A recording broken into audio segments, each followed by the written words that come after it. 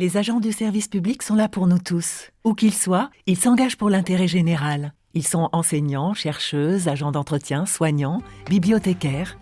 Mais est-ce que vous les connaissez vraiment ?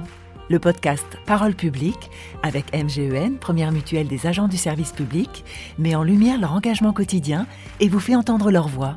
Et aujourd'hui, on écoute...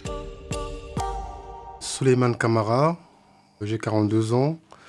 Je suis ingénieur de recherche et responsable de transfert de technologie et innovation à IGC Lab au CNRS et je travaille depuis 5 ans. J'ai eu un parcours classique de physicien, j'ai eu un master en nanotechnologie, nanosciences. Ensuite, j'ai fait un doctorat en physique des matières condensées. Je suis passionné par le fait de comprendre et d'expliquer des phénomènes complexes. Comment la recherche impacte en fait nos quotidiens. Il y a plusieurs exemples. Un exemple qui me vient à l'esprit, c'est dans tout smartphone, nous avons des GPS qu'on utilise pour nos déplacements. Et à l'origine, c'était une technologie qui était utilisée pour des missions spatiales. Donc il fallait savoir exactement où mettre les satellites. Et aujourd'hui, nous utilisons justement le GPS dans notre quotidien. Également, le web était un outil qui était utilisé au CERN pour partager des documents. Et aujourd'hui, c'est un outil que tout le monde utilise. Et donc, il y a plein d'exemples comme ça. Quand nous allons dans les hôpitaux, lorsqu'on utilise les scanners, ce sont aussi des équipements qui viennent des laboratoires de recherche. Donc, voilà quelques exemples de l'utilité de la recherche dans nos vies et dans nos quotidiens.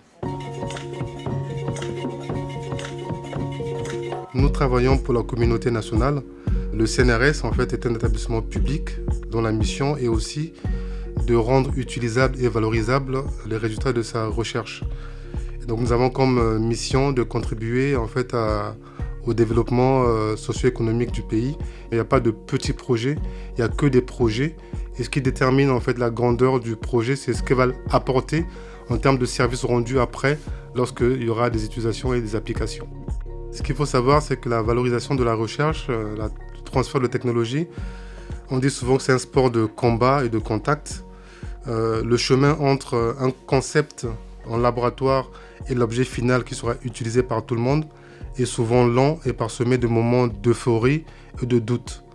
Je me déplace beaucoup, je vais dans des salons et ensuite, dans ces processus de valorisation, je suis emmené parfois à convaincre le chercheur, à convaincre des partenaires industriels et également à convaincre des financeurs. Et donc, parfois aussi, ça peut engendrer des difficultés parce que tout le monde n'est pas forcément d'accord sur la vision que nous avons de la stratégie de valorisation. Et donc l'envie et la passion aidant, j'arrive plus ou moins à gérer tout ça. Je pratique du sport. Depuis tout petit, déjà à l'âge de 7 ans, j'ai commencé les arts martiaux. Donc actuellement, je fais la course à pied 1 fois par semaine et je joue au tennis aussi 2 fois par semaine. Et donc ça m'aide beaucoup à être en forme. C'est un sport qui demande beaucoup de concentration, beaucoup de persévérance, pas de lâcher prise parce que même à 6-0, 5-4, on peut toujours revenir. Et donc ça m'aide beaucoup aussi au niveau de la détermination et de la persévérance.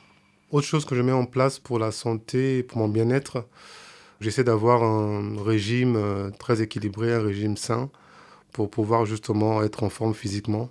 Ça m'aide beaucoup au quotidien pour mon travail.